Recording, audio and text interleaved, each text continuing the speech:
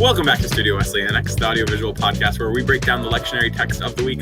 I'm your host, Sam Stiles-Williams, and it's that time of the semester. So I feel like I just did that off of muscle memory, and I'm just now perceiving that.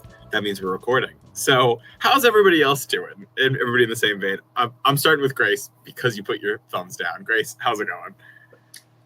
I'm rough. I mean, I feel like we're all rough.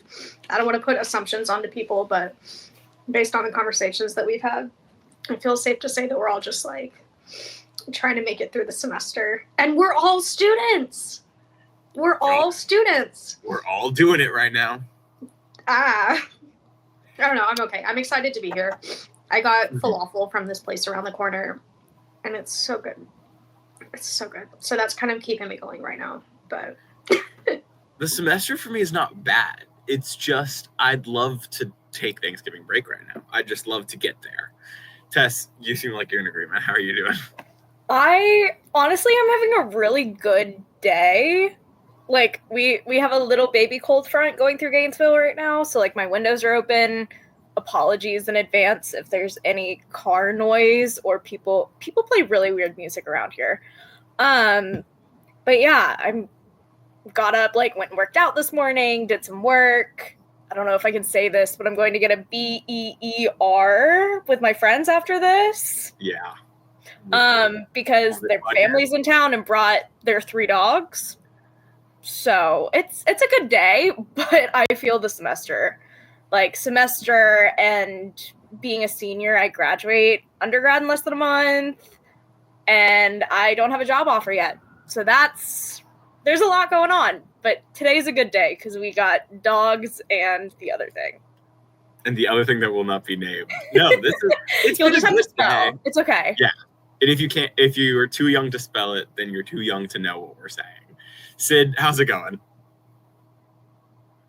Yeah, it's going. I feel the way y'all feel. We're all the same. School is hard.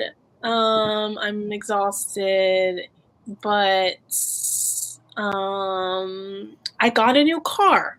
I've been fun fact about me, I've been low-key carless for a long time.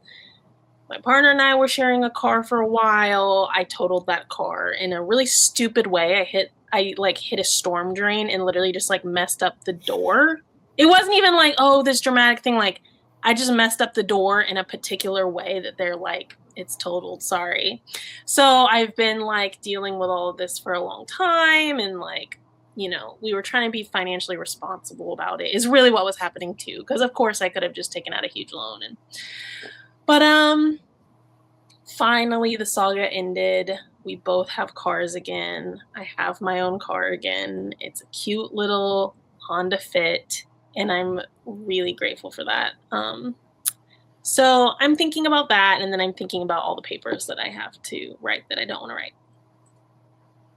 I was going to ask what kind of car it was, even though I don't know anything about cars, but you did say Honda Fit, which is the only car that I can imagine in this moment. So I'm glad that I knew which one. I was okay, I know this one. We're going to keep on going today. Tess, we need a prayer that's going to bring us all out of it's not a bad day. I don't want to sound like it's a bad day. I have relaxed all day and have gotten work done. I just it's that time of the semester. So really lead us into this prayer. It's going to keep us going for the full episode. That's no pressure. Yeah. Lord, thank you for bringing us together on this Friday afternoon to record. I hope you give us the energy to look at these texts with fresh eyes, to make insightful comments on each other's commentary. Just lift us up, give us some energy, wake us up, maybe refill Sam's Celsius while you're at it, and let's have a good day. In Jesus' name we pray, amen. If you could make water into wine, you could make air into Celsius. And that's really, I'm asking for a miracle right now. We're going to keep on going. Grace, do you want to just start with that New Testament text? Yeah, every time you ask us, it's so kind of you to ask, even though I know that I have to share it, but you don't have a choice, right? I'm what if I said no? What if I just sat here? If you said no, especially today, if you said no, I don't know what I would have done. You'd be okay, I guess I'm talking about Thessalonians. Yeah. Okay. Well, looking at this, So my text is 1 Thessalonians 3. Sorry, the S's were really throwing me off. I was like, whoever's editing the audio here is going to have like a time. But 1 Thessalonians 3, 9 through 13. It's kind of cute. I don't know. I'm usually anticipating Paul's letters to be like the way that we often talk about Paul, how he's just like, what's wrong with you? Don't you understand what's happening? And like, it's kind of nice to see some fluff. Like, he's like so happy to see the Thessalonians. And like, when I was looking at like the full like 1 Thessalonians, or like the start of it, he's so happy to talk to these people. He's like, in 1 Thessalonians 1, 2, he's like, we always give thanks to God for all of you, and we mention you in our prayers, and remembering before God, you know, your work of faith and labor of love and your steadfastness of hope. And then at the end, and like, granted, it's not just Paul, you know, it's like Paul and Timothy and Silvanus, which like we never talk about these other random people, but they were there. They were there. And they were named, which is pretty significant. But yeah, like Timothy is here and like giving this like encouragement basically, but it's just kind of cute. Like they're saying like, how can we thank God enough for you in return for all the joy that we feel before our God because of you? And it's just like, it's so sweet. I don't know. And like, since it's Advent, like, it's just a brief mention of Jesus at the end where they say like, may he so strengthen your hearts in holiness that you may be blameless before our God and Father at the coming of our Lord Jesus with all his saints. And like in my research, like that is literally one of like, that's why it gets picked for Advent. And I'm sure that there's other reasons too. But I don't know, it's just kind of cute. And it's nice to see this like encouragement.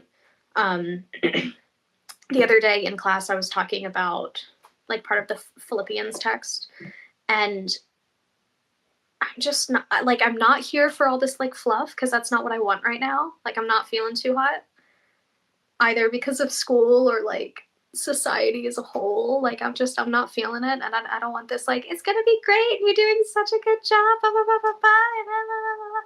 Like, I don't feel like frolicking through a field with Jesus. I feel like groaning without words, you know? So on one hand, it's like, I'm not really feeling this text. And also like, it is kind of encouraging anyways. Like, it's really cute. I don't know. It's nice to have this like cute little moment with Paul. Cause like, I'm not used to it. So it's a good time. And it's really encouraging just to see like, I don't know. It's nice to have the encouragement. I know I'm not a Thessalonian, but I'd like to pretend to be one for now, because like,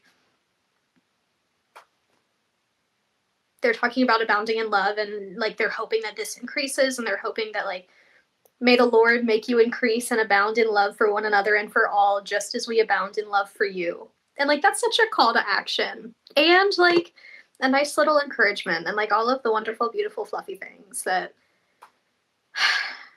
are tough right now. And for some reason, this one hit me in a way that didn't piss me off, where I was just like, oh, thank you. So that's all I got. It's such a fine line between like, oh, this is cute, it makes me happy, and oh, this is so cute, it makes me want to throw up. Like, very fine line there.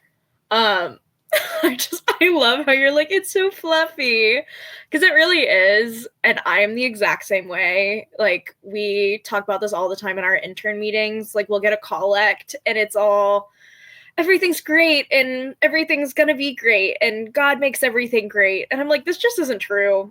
Like, it feels like a waste of time to read this or talk about this, because it's just not true. But to your point, you know, sometimes we just kind of need to hear it.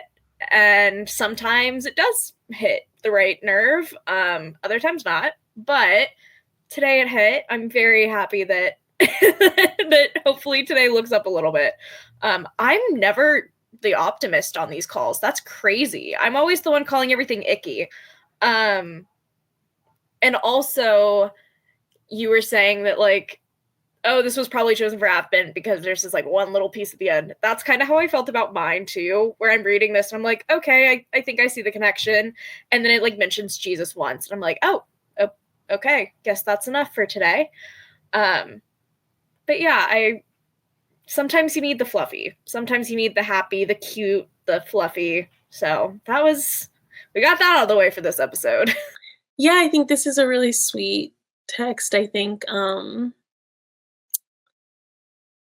I guess maybe I disagree that the last part is the only part relevant to Advent. I think that, I think the whole thing could be perhaps because of this season being particularly like geared towards like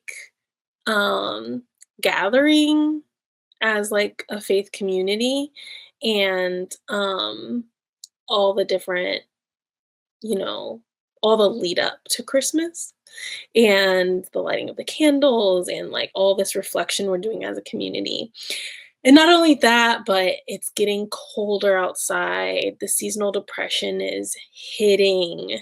It's darker. And I think it's times like these in particular that like yes, have to think about taking care of ourselves, but we also should check on our friends, right? Your friends that struggle with depression, your friends that have a lot of family stuff during this time of year who maybe aren't in contact with their family or are queer and closeted to their family, like all these things, like really using this time to be expressive to each other in words and checking in on each other and praying for each other, I think is a really good and important reminder for this time of year.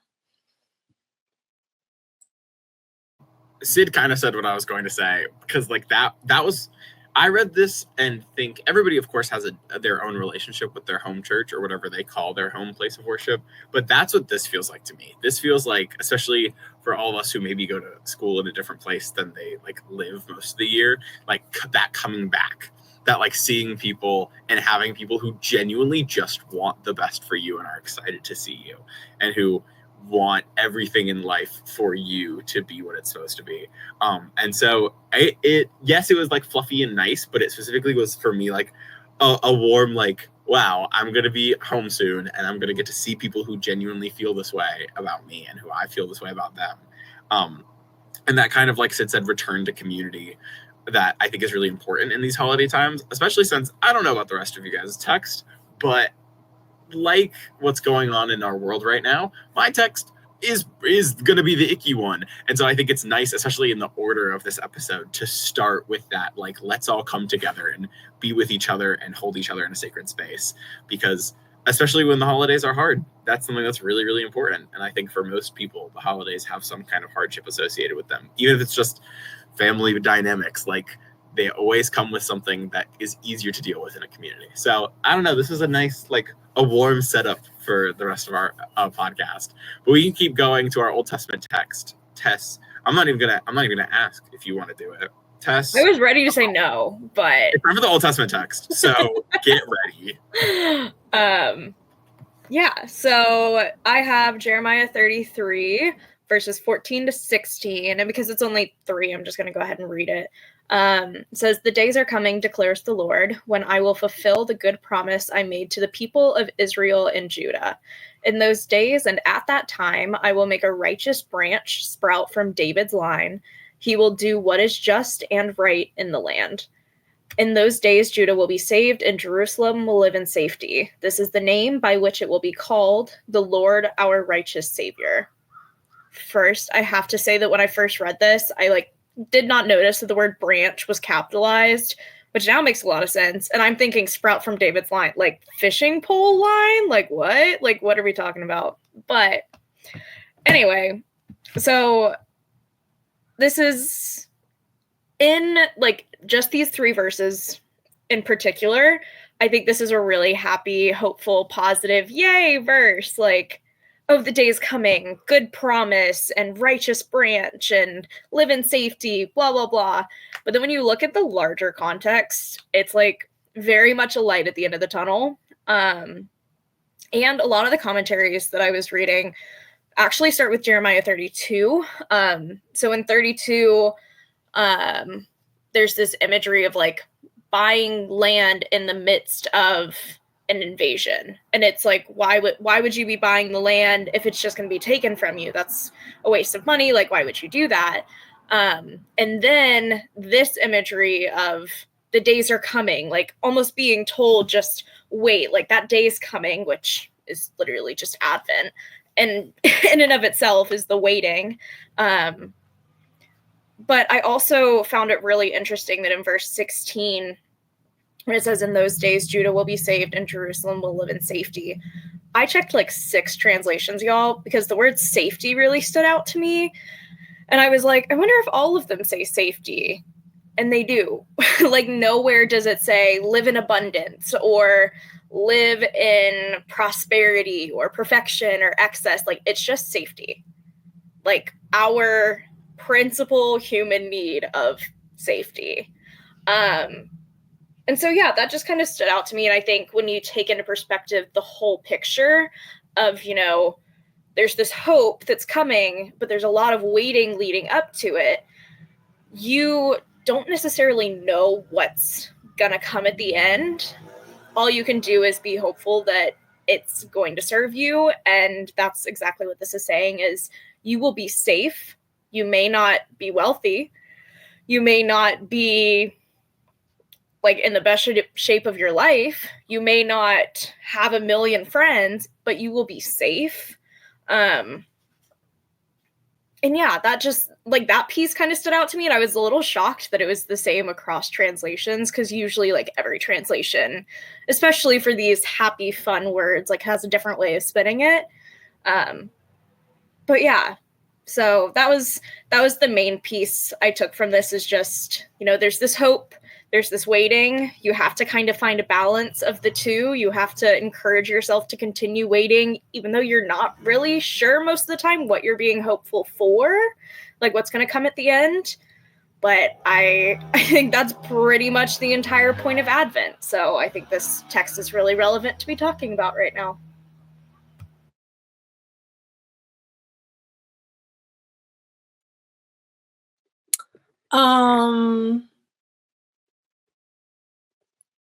Yeah, I don't actually know if I have much to contribute to this conversation. Actually, I think you said sorry, someone just knocked on my door. I agree with yes, everything you said. Anticipation, waiting, and yes, I don't know. Sorry.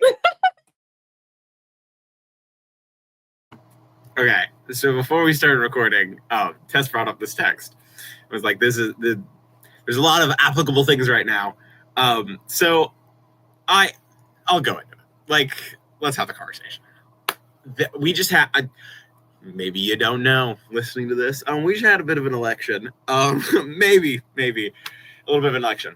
And of course, like, I always come on here and give my uncalled for and unasked for political takes, but because that's how my brain works. But what I've had to do in the midst of this election, and this is not a partisan thing, this is a human thing, I think. I always go to what's next, and I always go to looking at things through that political lens and that sense of like political optimism that I think is foundational to like why I can exist as someone who cares about politics and wants to go into into like political communication, is that sense of optimism. And so while I agree with everything in this text, and I full-heartedly believe it, one thing that I've had to do this election cycle is let myself sit in the fact that I don't feel optimistic. And that was a conversation I had with my girlfriend at like 2 a.m. As I was watching results come in and things like that. I do believe that I do have this unending belief that things will get better and that the human, kind of like what you said with safety, like the human civilization will prevail. Humanity as a whole will survive. And yet in the moments where you don't feel optimistic, I think sometimes it can be important to feel that and to not try to force yourself to go to the optimism and to immediately pull yourself out of it, because I think it's a disservice. And so I think I'm now at the point where I can hear this text and understand and agree with it. And I'm starting to do my own work of realizing where you feel like your place is when you don't feel optimism, because those moments are going to happen again. So I think that we need to acknowledge for ourselves, no matter what the situation is, not just political, in the moments where you have your core beliefs shaken and don't feel maybe that sense of optimism or hope or that idea that things are going to get better. While it is objectively true that humanity will survive, it is also okay to feel in the moment like everything is bad and to sit in it in a productive way that lets you feel what is before you and not just push it away because it's not helpful. So that was like a lot of words, and I don't know if they meant anything. I hope they meant something to someone, because that's something that I think it's a universal, no matter like if you care about politics or not, no matter who you voted for. I think everybody is kind of living in that space of like, this last year has been really hard, and we just like marked a new transition into something. So now we have to feel that. I'm gonna hop back in real quick because I told Sam at the beginning that all I could think about when I read this was the election, and then I was like, nope, I'm not going to talk about it. I'm not going to get on a soapbox. But the one thing that I will touch on, because I think it directly builds off what you were saying, Sam, is when I was reading some of these commentaries, and a lot of them were referring back to Jeremiah 32. This is kind of where I've come to in the last week or so, is I had this period of almost like grief. Someone named it grief, and I was like, holy crap, yeah, that's exactly what it is. Post-election, where I was feeling really doubtful and was just feeling really bad about the state of things, and I felt that, and I let myself feel that. But now where I'm at is almost this sense of like, okay, what can we do? Like, what can we do to move forward? What sort of action can we take? And that's the feeling that I got reading Jeremiah 32 of like, there's this sense of kind of impending doom in a way, and maybe taking action in the face of that seems really useless, or seems like it's just not going to do much. You've got people all around you telling you not to, and people disagreeing with you, but that like hope, and also just knowing that on the other side, should things go right, which hopefully in some way, shape, or form they will, but knowing that on the other side, you're going to have to continue living. So yeah, when you were speaking to that, Sam, of like sitting in it, I was like, yes, and because that's really like, that felt validating reading Jeremiah 32, because I was like, that's kind of where I'm feeling now, where I'm at now, and yeah, so that with the sense of hope and waiting, just there you go. That's my election spiel. I'm gonna shut up. Yeah, I'm glad that we're going there, because there has been so much tension in my friend groups, and among my very like different friend groups of like, I have friends who really don't like each other just because they don't get along. They have different like political views, they have different opinions about how to act on their views. There's so much, and so having this tension and this like, God's gonna figure it out type of text is just very like, well, for our listeners, I'm just sitting here with my hands out shrugging, because that's about it. So having a text like this where like, I'm really glad that you looked through all of the translations, Tess, and seeing like what it could mean, where safety is the priority. I had a pastor the other day who mentioned that like, it was just a reminder that as United Methodists, like, we don't believe in predestination, and we don't believe that God like ordains things like this, because it, things happen as a result of human action. And so like, then seeing this Jeremiah text where it's like, God will ensure your safety regardless of good or bad or stressful or joyful or whatever circumstances, like, the priority here is God ensuring your safety. And because you said you couldn't find a different word, it always meant safety. I was like, well, let me check. And I looked at, I don't know how many translations or like what specific, no, I don't know what specific ones you looked at, but I was thinking back to my Old Testament class, and I looked at the, like the Jewish, I think it's Jewish Publication Society, the JPS translation of the Tanakh. And it was just really cool because the word there is secure. So it says, in those days, Judah shall be delivered and Jerusalem shall dwell secure. And I texted my friends who are taking Hebrew right now, and I was like, hello, my Hebrew student friends. Could anyone translate this word for me? But they're all busy and they have to translate for class as well. So like, why add classwork right now?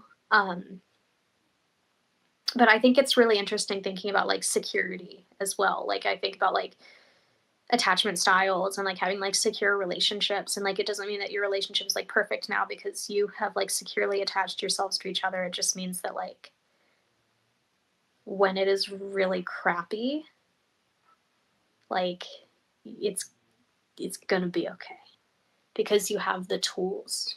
And like you're saying, Tess, like you're making your way through these human experiences, and now we're at like the action step point, you know, and like you're finding security in, okay, I need to feel my emotions for this, and I need to find an action step. I can't let this like grief overtake me in such a, which is where I'm at, not about election stuff. I mean, about election stuff, but not about election stuff, more so about like just like personal issues. And so like it is that thing of like, as a human, like I am finding security in God and finding this security in our relationship and our connection, and knowing that like it's gonna be okay, and that like I can feel this grief but not let it overpower me so much that I forget about the security and that I like can't act. So I really appreciate that you brought up like taking the action step too, because I like, yeah, to come full circle, like that has been a main stressor between like different friend groups. And I don't know if it's been this way for y'all on the stream or y'all listening, but having like so many people disagreeing about whether you're allowed to sit in grief, if you're allowed to feel defeated, if you're allowed to do all that, or if you have to go act immediately in different things. And it's like finding this like secure and this safe connection is really, really meaningful right now. So thank you for highlighting that. My mentor, who like is just really important to me and is part of the reason I'm able to do what I'm doing in life. She calls it, based off of West Wing, she calls it the what's next moment of it. When I was dealing with like something not as big as all of this, but when I was dealing with something, she sent me a paragraph message that I have saved on my phone that talked about give yourself that day, give yourself maybe that's that week, before you bounce back to your what's next moment. But here's my thing. I think the biggest message that I want people who are listening to this to hear right now is that we just shared 4 perspectives of where we're at on that journey. And anybody who says that another person's wrong for where they're at in whatever journey they're on, that part's bullshit. That's the full statement. Like, no matter how you are reacting to this, if you are reacting and listening to your feelings, then I think that's correct. And I think it is not our job, nor is it nor should we be allowed to force other people to be in the same place that we're at and react in the same place to anything, but specifically about something as big as an election. So I want to leave you guys with that, like as we transition to break, of like thinking about the people in your lives, because they're for the same situation where there are people in grief, there are people in ecstasy and in excitement. And I think it's important right now to let people feel first before some of the conversations that need to happen. because I do think that there are conversations that need to happen in our world, but I think that letting people be on their own journey is important, as long as they're being healthy and helpful and fulfilling what it means to be a person. I think it is important to let people feel that however they need. So that's where we'll leave for break. We'll come back in a little bit, hopefully with some more lighthearted text. I know mine's not going to be. Hi, my name's Vendela. I've been an intern with Studio Wesley for about a year and a half now, and today's Advent word is joy.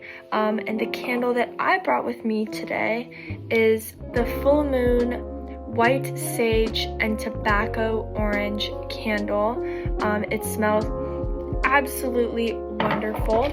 So as I'm lighting this, I'll just tell you a little bit about how I'm bringing joy this holiday season. I feel like joy for me is being authentic, and honestly this holiday season I really want to celebrate being authentic and having the support of my loved ones around me, because I think that joy is so lovely when you're focusing on bettering yourself spiritually and your growth, and when you surround yourself with people that also really want that for you and challenge you in those ways. So I think that that is one way that I will be making sure that I'm continuing to be joyous this holiday season, as well as just remembering the accepting and loving nature of Jesus and reminding myself of that while I'm surrounded by my loved ones. So yeah, happy Advent. We're back, and I'm cold because it is like 45 degrees, and my window's still open, but I don't have time to close it right now. So instead of closing it, we're going to move to the warmth of the psalm. I thought that transition, I thought that would get somebody in here. Positive psalm comment mentioned. Positive psalm comment. Sid, first of all, is your psalm positive, or am I setting myself up for failure in this moment? It is positive. Yes. Let's go. Take it away, Sid. Okay. Yes, it is. This psalm, I guess like a broad stroke, and I guess my biggest takeaway is that like it's like a prayer. It's like talking about trusting in God and pleading with God to not be put to shame. It's really about shame. It talks about shame a lot, and about following God, the truth, learning from God's compassion and love, and being guided by God. And I think that I really like this psalm because to me, it is an example of how when we follow God, whatever that might mean to you, we should be liberated from our shame. And I think so often the opposite happens when we think we're following God, right? Especially in like organized religious settings, there's all these rules about what we should and shouldn't be doing and what's right and wrong. And depending on what religious context you grow up in, we talk about sin and there's a lot of evidence that these things actually are very traumatic for people. There are a lot of people that have a lot of religious trauma related to feeling bad, like a bad person, like an inherently gross, sinful thing, and like that has actually really harmful psychological effects on people, believe it or not. And so I think something that's important to my spiritual practice, religious practice, is the idea that like getting closer to God should feel like liberation. It should feel like being liberated from the parts of yourself that are telling you that you're a bad thing and that tell you that you're not good enough. And it also should feel like, it should feel like making you want that for other people, right? It should, and it should give you this like armor against all the external forces that are trying to tell you that, right? Like every day I see commercials that are trying to convince me that I'm ugly, that I need to lose weight. I see things on my timeline that are telling me that I have, all these different, whatever. Like I constantly were receiving these messages about ourselves, about how we're not good enough, how we should feel bad so that we spend our money, right? But like walking and being guided by God, it leads us to compassion and love. It leads us to justice and wanting justice for others. And it liberates us from shame. And that's not to say that we're never going to feel guilt or we're never going to feel, like that's not to say we're perfect and that we don't do bad things sometimes. Sometimes we hurt others. Sometimes we cause harm. But how do we hold that without shame, right? How do we hold, yeah, I've done a bad thing. I'm not bad though. I'm not a bad person. I did a bad thing. And like, how the difference is and how that actually leads you to being a more loving person. It doesn't lead you to like, well, I guess that's who I am. Right. And I really like this part too in verse 3 where it says, verse 2 and 3. Please don't let me be put to shame. Don't let my enemies rejoice over me. For that matter, don't let anyone who hopes in you be put to shame. Instead, let those who are treacherous without excuse be put to shame. I like here that it says without excuse, not just like anyone who does a bad thing, right? Like anyone who does a treacherous thing, anyone without an excuse. And when we really reflect on that, we all do bad things sometimes.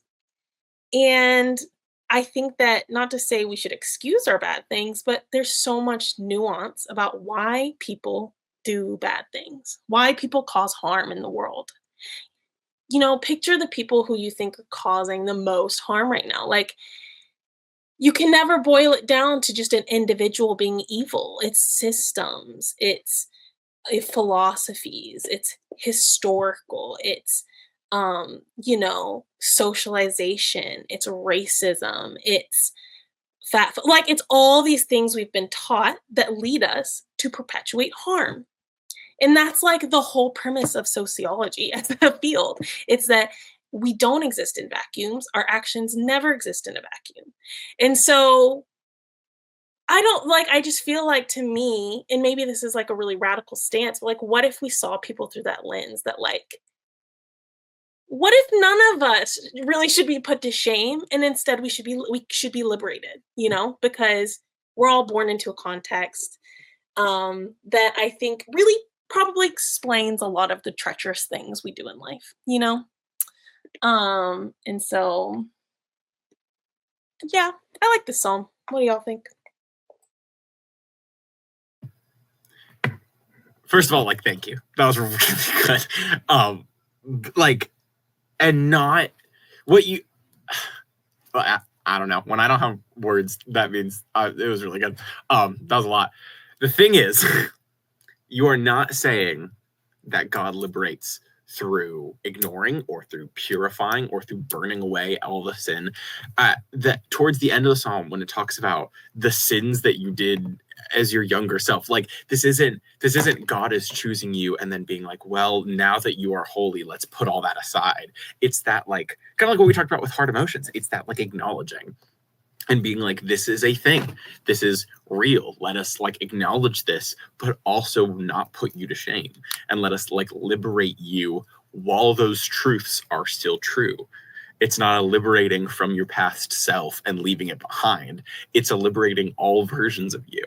And I think that's something that like gets, depending on as Derek Scott would say, depending on what branch of the family you're in, I feel like we focus on that in a different way, because we can all say that people are going to be liberated. But if it comes at a cost of getting rid of your older self, or if it comes at renouncing parts of yourself permanently because it doesn't line up to what the church wants. That's not real liberation. Real liberation is like holding all of those things at once and still saying that you are pure and still saying that you are beloved, and you can still mess up and you are still beloved.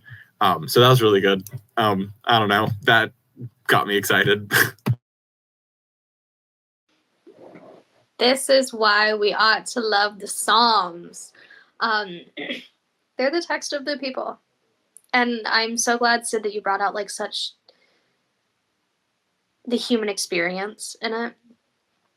And especially like pulling from the CEB, like having that translation. I love looking at the Psalms during that, like through that translation, because they're very real anyways, but like looking at it in the way that we would say it now, like, and especially that phrasing of like put to shame, because like there's a difference in like feeling bad about your action and recognizing that, and then taking different action next time and taking action to resolve the real impact of that first action, versus like feeling ashamed and feeling like a bad person for doing all of that. And like, it makes me think about all of the people at Lee Arrendale State Prison, for context, my friends, not Arrendale, Elsa and Anna's home. That threw me off the first time too.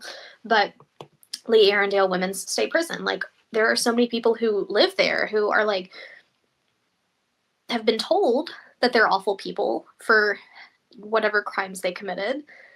Arrendale is the highest security women's prison in Georgia. So it holds like death row, it holds like high security folks. And the people in there are so lively, and they are living in the truth of the fact that they have done bad things and recognize the impact of those things, and are choosing to live into the love that God offers them, and the love that like we as people can offer each other too, and the not being put to shame, and the treacherous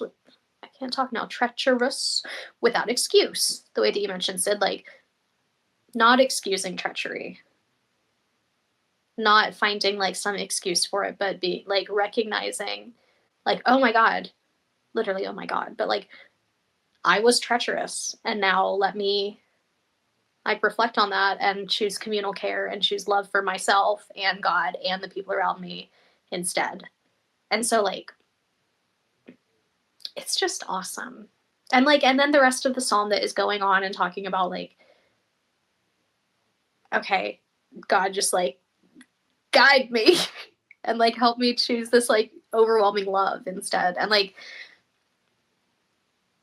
yeah, it's just so easy for the world and for like systems to put us into these like really like ashamed spaces and like make us think that we are just like the worst person ever. And mental health is so good, or mental unhealth, I want to say, but like is so good at just making you feel like the worst person ever, over and over and over again. And so having a text like this and like having conversations like this are just so meaningful to like establish the truth of us being humans and trying our best. Wow.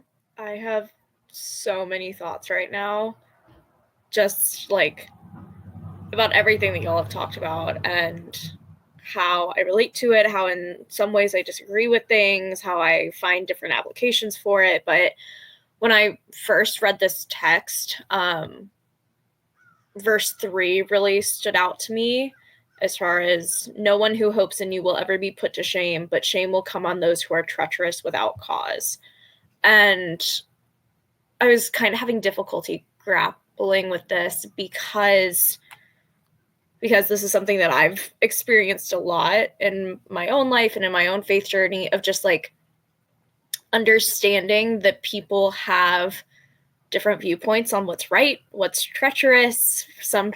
One person might be thinking they're helping you, they're protecting you, like I feel like it's such a typical excuse of the people who like stand on the side of the road and say pro-life, anti-abortion, blah, blah, blah. We're protecting you from your sin. We're protecting you from going to hell if you commit this action. And it's like, no, that's not the right thing to do. That's treacherous, but they see what you're doing as treacherous. And so it's just like, Sid, to your point, understanding people's background and the systems they were raised in and their family and their beliefs.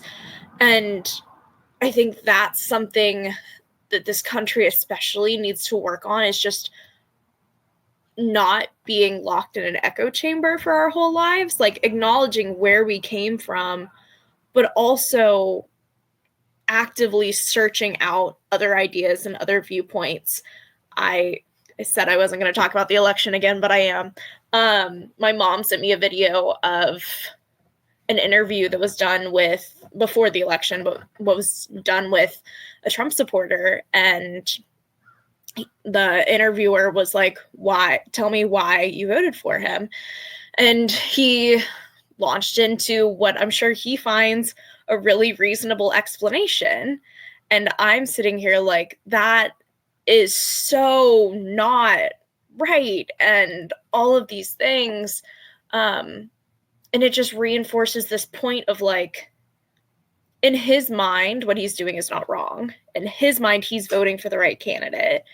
And in my mind, I'm voting for the right candidate. And so it's more so resolving this like strong differentiation between everything. Like, we don't have to agree, but I think it's about broadening your perspectives and understanding where people come from, recognizing the systems that make them have these beliefs and make them make these choices, and like, how can we as a collective reshape those to get a little bit closer to God's plan and like what God sees as right and fair and just. Like, how can we consider other people and collectively come to more of a consensus than where we are right now? That was a lot. I would say I'm not going to talk about the election again, but Sam doesn't have me very hopeful for that. So here we go. I'm not doing it right now. I'm not saying it will happen again at some point, but in this moment, I will not comment on it. And I'll go into the moment you've all been waiting for. This text that I don't like. Also, my pen broke during your explanation, and that was really sad. So I have a bunch of shattered pen pieces on my thing. Maybe that was me funneling out my feelings at the election.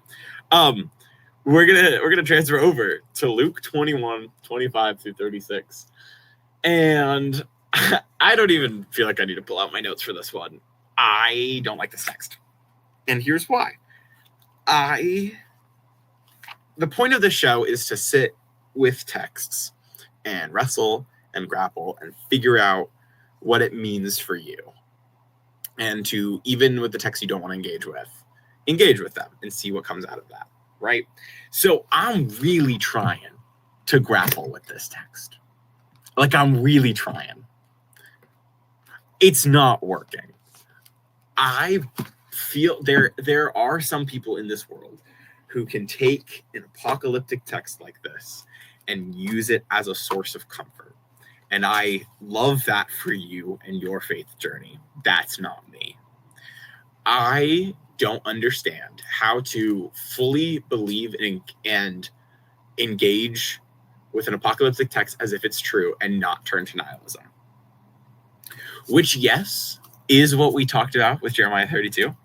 And yes, that is something that is my own personal bias and something that I bring to the table when I read these texts.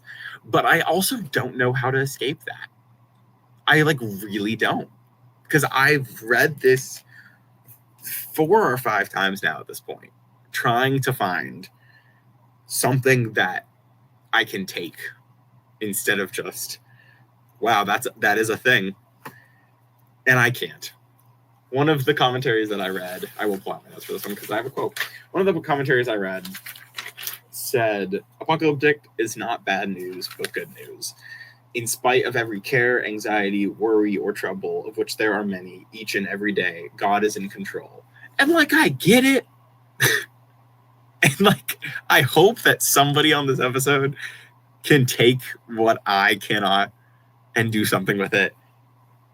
But I don't engage with this. I don't physically or mentally know how. At the end, it talks about be alert at all times, praying that you may have the strength to escape all these things that will take place and to stand before the Son of Man. And a Jesus that requires strength to stand in front of, and that you have to survive the battle royale of the apocalypse to see with your own two eyes, I don't get it. And this is not a condemnation. If anybody on this episode, obviously, but also if any of you listening take solace in these apocalyptic texts, I applaud that for you, and I hope that they continue to bring that. I don't know how to engage with them, and I never have. So, you're so right, and I agree, because it's hard to engage with these, and kind of going back to religious trauma, I didn't even grow up with such immense religious trauma, that I had some purity culture going on, but not to such an extreme way. And these texts still are just so triggering and so excruciating, because it's just so hard to engage with them, knowing that they have been used for such immense things, is how I'll say it. But it just texts like this just piss me off. But even I need to look it up, and I need to find the passage that I'm referring to. But it's so interesting that here in verse 36 it says pray that you're strong enough to escape everything and stand before the human one. And there's that, and then there's also, I'm trying to find it in my overwhelmingly organized OneDrive folder, but there's a text in the New Testament that talks about not having to be strong to stand in front of Jesus, because Jesus is strong enough. And so it's just so, I just find it funny how the text contradicts itself. And I think that can be a conversation in itself, but I'm going to say it. This is just my thought. But the Bible is not inerrant. There's these things where the Bible itself contradicts itself. And there's a thing where Old Testament God and New Testament God and all that, but even in the New Testament, even in the Christian Bible, it's contradicting itself. And I think that's what happens when the world is messy and wonderful and gross and scary and rejuvenating and icky. To bring out the word icky, icky world can make for icky writing sometimes, and it pisses me off. And I'm on the one good turn, I guess I'm just glad that the text is real enough for us in terms of contradicting itself, but that's wild. That's wild. Okay, I'm finding it now. Hebrews 4:14 through 16.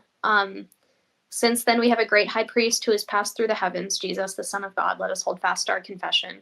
For we do not have a high priest who is unable to sympathize with our weaknesses, but we have one who in every respect has been tested as we are, yet without sin. Let us therefore approach the throne of grace with boldness, so that we may receive mercy and find grace to help in time of need. So it's encouraging us to be bold and to be strong, I guess, but because we don't have to be. So that's just so, I don't know. But yeah, these apocalyptic texts also piss me off. So you're not alone. So first of all, I think this is really ironic, and I have to note this in case you hear it. As soon as we started talking about this piece of scripture, like 10 crows showed up at the apartment building next to me and are just sitting on the roof squawking. And I'm like, that's really comforting as we're talking about the apocalypse. Love that for me. Tess might die on this episode, guys. What? I might die. Tess might die on this episode. There will be signs. As soon as I go off camera, they're just gonna like fly through my window and peck me to death. That's just what's gonna happen.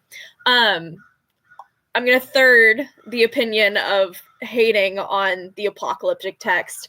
And any time that I hear or read or talk about an apocalyptic text, I think back to last summer when I was interning for my campus ministry. And I was leading a book club on Accidental Saints by Nadia Bowles-Weber. Such a good book if you haven't read it. But there's a chapter about the rapture. And I wasn't raised in a house that talked or taught or even believed in the rapture. And so that's kind of just what I assumed everybody else felt about it, was like, I know what it is, but I don't really think it's real. I'm not scared of it. And then one girl who, granted, she was raised, like, her mom was Methodist, but her dad was Catholic, and they were divorced. And so she had a blend of religion, but she was like, no, I used to come home from school, and when I got off the bus and unlocked my front door, if my mom wasn't there, I would be worried that the rapture came and took her and that I got left. And I'm like, that's terrifying. Being in like first or second grade, like that is not how I want to learn about God. I don't want to be taught to live like Jesus did based on this threat of like what happens if I don't. Like, I just reading this Luke text doesn't make me hopeful or motivated to go out and do good in the world. It's just icky. It's icky and I don't like it. And I feel like, to your point, Grace, it contradicts a lot of the other things that do make me feel motivated and worthy and like I'm enough to one day approach the throne. So it's just like, I'm good.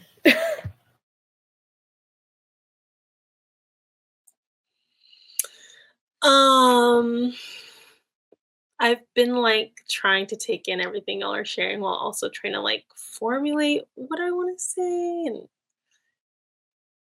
I don't know. I think so I don't know if I really, what am I trying to say? I don't think I have as much emotional investment maybe as y'all do in scripture generally. Like, I'm not pissed off by this. It doesn't like piss me off. I just think that the way I situate myself, I think spiritually and religiously, is more like,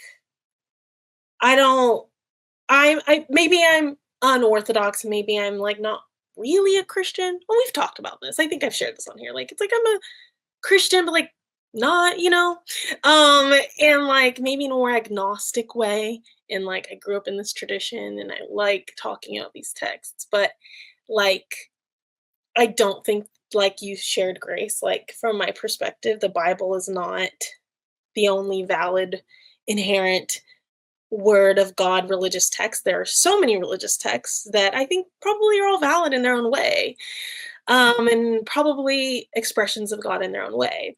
And so I think I always, when texts like this come up, I think I have some frustrations with the ways people have used them. Is usually what comes up for me. Is like, how are these texts being used? And spoiler alert, it's almost always to oppress people, right? Because of colonization, because of white supremacy, because of et cetera, et cetera, et cetera.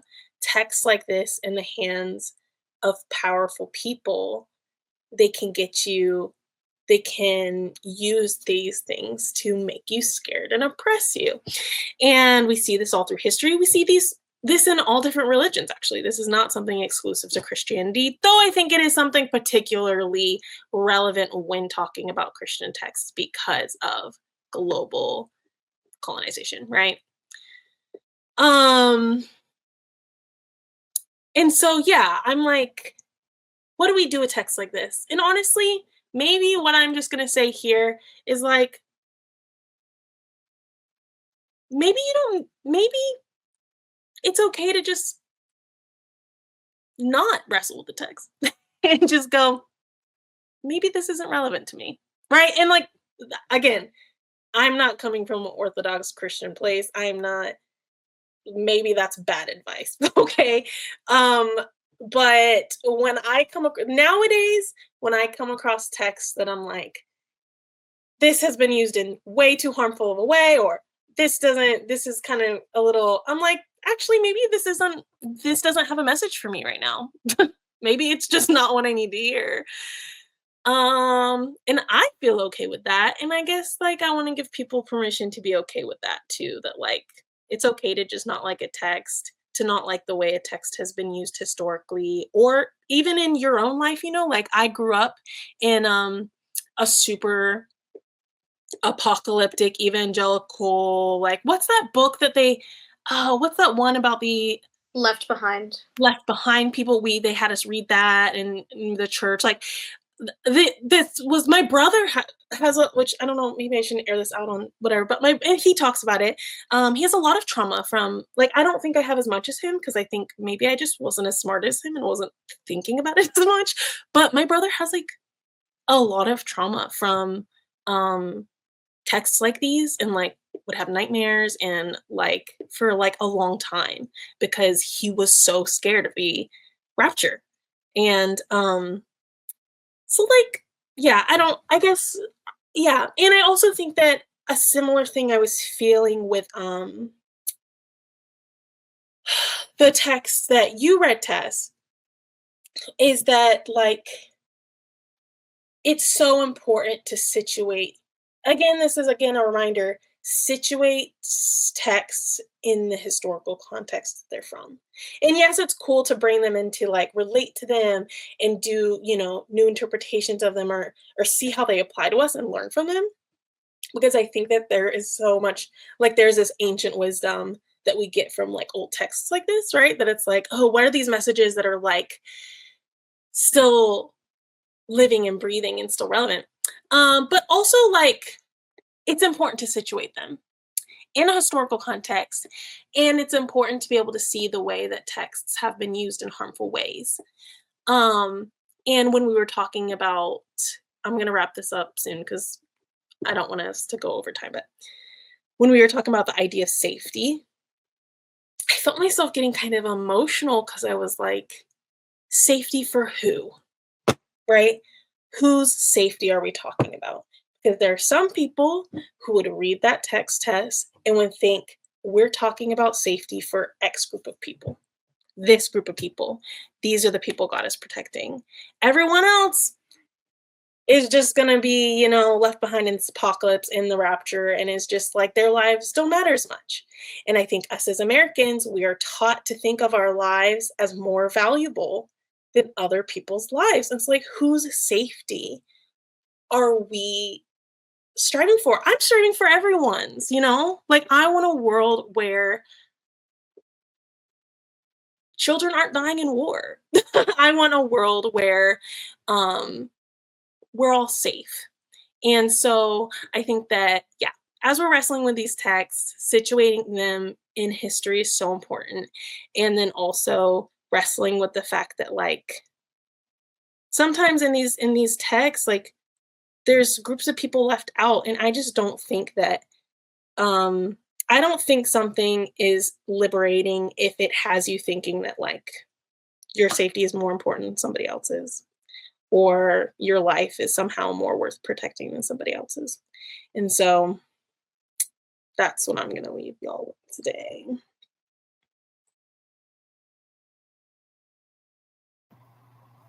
Part of me wants to end on that and not do a closing prayer. I don't know if I'm allowed to do that, but I think that's what this episode is, and I think that's what this episode should be, especially in where all of us are coming out. Yeah. I feel like we should do a closing prayer because I think we have to, but that is what I want people to hear from this episode. So, Grace, do you mind if I close this in prayer after that? If I steal your spot? Because I'm just gonna go to prayer now because everybody listening and all the people who might be touched by these texts. I pray, God, that they hear this wherever they are, and that whatever space they emotionally inhabit right now, and wherever they find themselves, they can understand what liberation can mean, but they also understand that whatever place they're at right now is the place they're at right now, and that's not something that needs to be forced to change. And so while this is a more solemn prayer than we usually end with, I thank you for that, and I thank you for a space to sit in feeling and to stay in it, to really comprehend what we're being asked to do on this earth with our life. So that's it. That's my prayer. And with that, I say amen. And thank you guys for listening. Thank you guys for being with us. But I really think that's the note to end it on tonight. And just to sit and to feel that and to know what you're feeling is valid, no matter where it is. So thank you all for being with us.